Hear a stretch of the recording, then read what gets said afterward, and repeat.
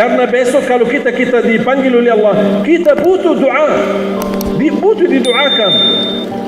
Kalau anak kita lupa, mohon maaf, jangan ada anak yang lupa sama orang tua sudah meninggal. Anak-anak sekarang lupa sama orang tua yang masih hidup. Demi Allah, saya bertemu beberapa orang tua datang nangis seperti anak kecil di depan saya. Anaknya tidak diurus, tidak diperdulikan, bahkan keluar dari rumah tidak tahu kemana. Apa kira-kira perasaan kita? Sudah membuat ibu kita susah selama dalam kandungan. Betapa durhaka seorang anak.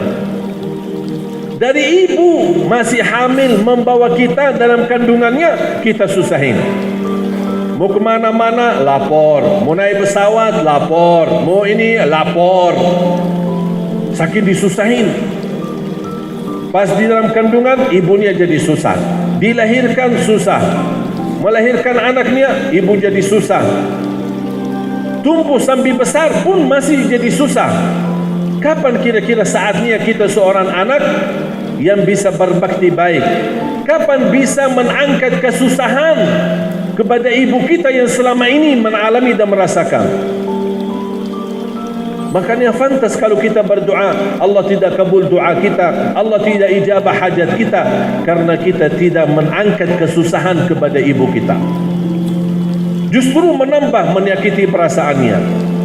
Wallahi, ingat Bapak Ibu, semua dosa besar maupun kecil yang kita lakukan akan Allah tunda hukumannya di hari kiamat.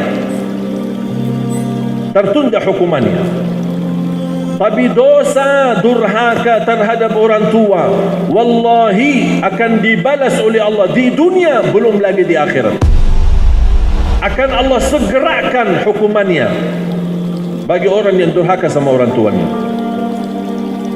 Menyakiti perasaannya saja barangkali dianggap biasa, tapi Allah menganggap itu luar biasa, besar.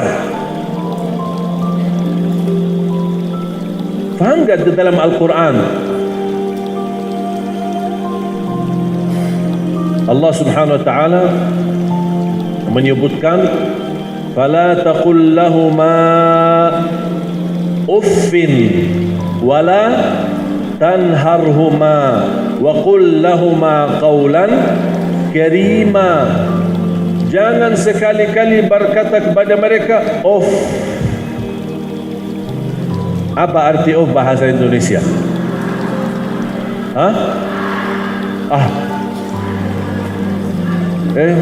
Ambilin air.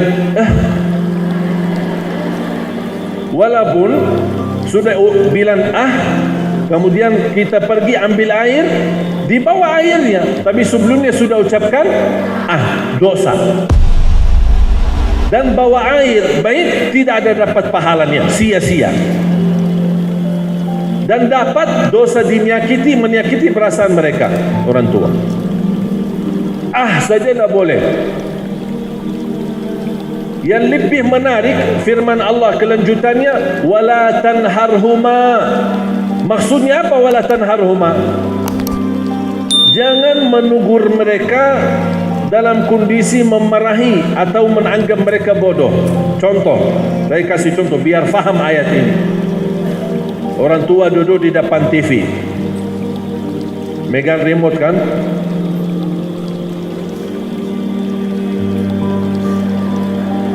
Dia rubah-rubah, mau cari apa, isi apalah gitu, mungkin cari ceramah kah atau bukannya.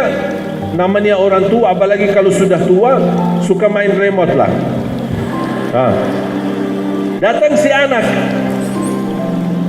anak, Ma, udah cukup.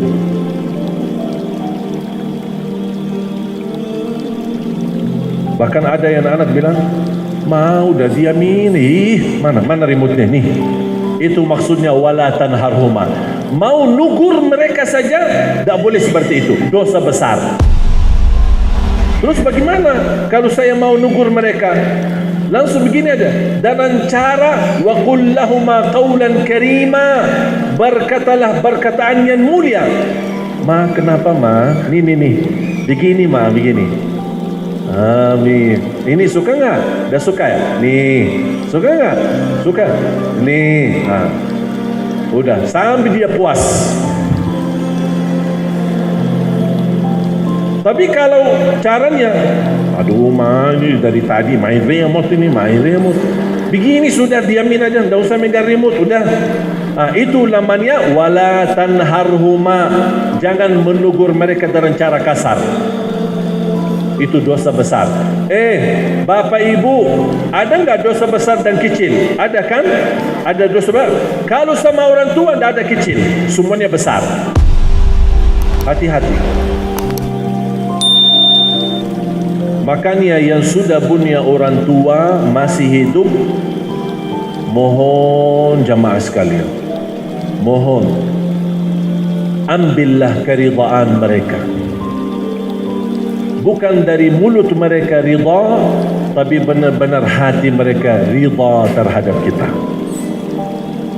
Bagi orang tua yang sudah tidak ada, apakah pasti kita banyak salah? Pasti kita merasa banyak kekurangan. Ada enggak amalan yang buat saya bisa berbakti baik sama mereka? Mudah-mudahan dengan berbakti baik sesudah mereka meninggal, mudah-mudahan menutupi kekurangan saya. Ada enggak? Ada. Dua. Doa. Jangan lupa doakan mereka setiap waktu dan setiap saat. Rabbighfir lahuma warhamhuma kama rabbayani saghira. Setiap salat di sujud pun boleh. Subhana rabbiyal a'la, subhana rabbiyal a'la, subhana rabbiyal a'la. Rabbighfir lahuma warhamhuma kama rabbayani saghira. Di sujud baca itu setiap sujud. Apalagi kalau bisa menangis. Barangkali mudah-mudahan titisan air mata yang menunjukkan perasaan menangis karena kita banyak kekurangan terhadap mereka dan mereka sudah tidak ada. Mudah-mudahan titisan air mata mengampuni dosa dan menjadi saksi baik di hadapan Allah untuk orang tua. Terus ada lagi enggak amalan? Ada, bersedekah. Ada orang datang kepada Rasul, ya Rasulullah, ibu saya meninggal, sudah wafat. Bagaimana saya bisa berbakti baik, bisa beramal untuk ibu? Apakah saya boleh bersedekah? Kata Rasulullah SAW, boleh bersedekah. Fatasaddaq anha, tasaddaq, bersedekahlah atas nama ibumu. Saya sering mengingatkan jamaah, di setiap acara atau di masjid, majlis ta'lim, tabligh akbar atau jumatan bapak-bapak, pasti ada kotak amal atau terkumpul sedekah. Bapak ibu pasti buka tas mau bersedekah. Sering saya ingatkan jamaah, setiap buka tas mau bersedekah, jangan lupa nawaitu, ya Allah, aku titipkan pahala sedekah ini untuk ibuku. Jangan langsung buka tas, ya terima kasih, ya terima kasih, terima kasih. Lupa niatnya. Nanti terhitung sedekah itu hanya untuk diri kita. Tapi kalau kita nawaitu, ya Allah, aku titipkan pahala untuk ayah saya, untuk ibu saya, walaupun mereka masih hidup boleh, apalagi kalau sudah meninggal. Wallahi sangat bermanfaat sedekah itu untuk orang tua, apalagi yang sudah meninggal. Sangat bermanfaat, mensinarkan cahaya di dalam kubur mereka dengan berkah sedekah kita. Jadi saya mohon, di setiap ibu-ibu, bapak-bapak bersedekah, jangan lupa orang tua kita. Tidak ada di antara kita yang sempurna perilakunya terhadap orang tua. Semua pasti ada salah. Salah yang kita sadarkan maupun kita yang sudah lupakan. Makanya mohon jamaah sekalian, demi kebaikan Apalagi kalau mereka sudah tidak ada, mudah-mudahan dengan niat yang tulus, yang baik yang kita lakukan, mudah-mudahan menjadi bermanfaat untuk mereka dan juga bermanfaat menjadi saksi baik di hadapan Allah untuk kita. Ada satu guru saya ketika saya bertanya, bagaimana kita bisa balas kebaikan orang tua? Ada enggak kesempatan kita mampu balas jasa orang tua? Kesusahan ibu terutama, sudah dia mengandung kita sampai besar, sampai kita nikah dan berkeluarga. Dan subhanallah betapa tulus dan ikhlas hati mereka. Kita sudah nikah, tidak ada tanggungjawab mereka, tapi tetap masih memberikan perhatian. Jangankan kita, kalau sudah kita punya anak, masih diurusi orang tuanya. Saya sering jamaah pas lagi jalan-jalan ke Bandung atau jalan-jalan ke Jogja. Terus anaknya mana? Saya titip sama ibu saya. Saya titip sama ayah saya. Betul nggak? Itu sering terjadi. Jadi kita tidak sendiri membuat mereka susah, malah anak kita juga, cucunya. Tapi subhanallah, orang tua kita tulus, ikhlas. Bukan melayani kita saja, melayani cucu kita kalah. Benar kita kalah. Kira-kira apa yang kita bisa balas buat jasa mereka? Tidak bisa. Kita dilayani, anak kita pun dilayani. Bahkan subhanallah, kalau bapak ibu memperhatikan mereka, melayani anak kita yang menjadi cucu bagi mereka, tulus dan ikhlas, bahkan senang, merasa nikmat, bahagia. Makanya saya bertanya sama guru saya, kira-kira ada enggak kesempatan kita bisa membalas jasa orang tua, membalas kebaikan? Ketika saya bertanya, waktu itu guru saya duduk dan seperti menunduk kepalanya. Begitu saya bicara seperti ini, dia langsung berkata,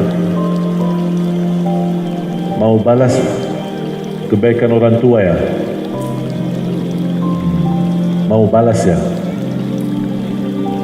Memang kamu bisa balas? Maaf guru, saya hanya ingin tahu kalau ada kesempatan kita bisa balas, ya kita pasti berupayalah. Begini, kalau kamu tulus, ikhlas dan bersedia untuk dikupas kulitnya sendiri, dikupas kulitnya, ada enggak? Bisa enggak? Mau enggak dikupas kulitnya? Kata beliau, kalau kamu ikhlas bersedia untuk dikupas kulitnya dari ujung kepala, dari kepala sampai ujung kaki, dan kulit itu dikumpulkan, dijahit.